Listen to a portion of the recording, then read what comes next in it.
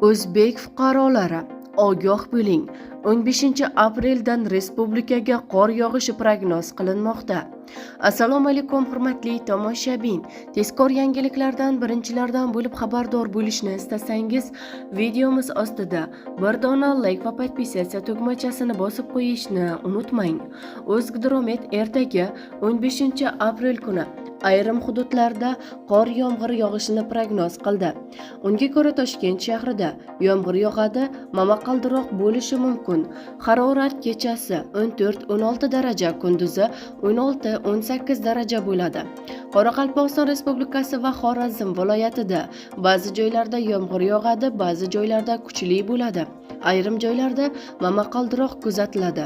Harorat kechasi 7-12 daraja, kunduzi 10-15 daraja bo'ladi.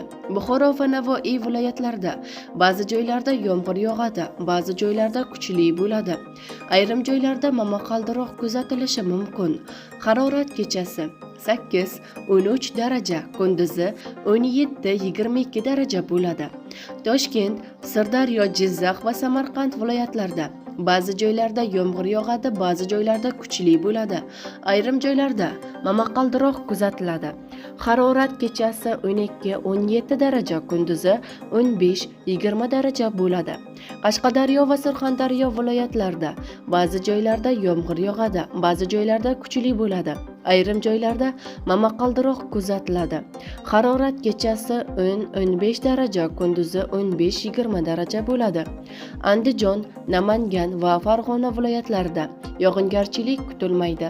Harorat kechasi 12-17 daraja, kunduzi 22-27 daraja bo'ladi. Respublikaning tog' oldi va tog'li hududlarida esa havo o'zgaruvchan bo'ladi. Vaqti bilan yomg'ir yog'adi. Ba'zi joylarda kuchli bo'ladi, momaqaldiroq bo'lishi mumkin. Baland tog'li hududlarda yomg'ir qorga aylanishi mumkin. Sel, suv toshqin hodisalari yuzaga kelishi mumkin. Harorat kechasi va kunduzi 8-13 daraja iliq bo'ladi. O'zbekistonda bu hafta havo salqinlashib, yomg'ir yog'ishi haqida avvalroq ogohlantirilgandi. 15-17 aprelda kunduzgi havo harorati asta-sekin 13-16 darajagacha pasayishi prognoz qilingan, deyiladi xabarda.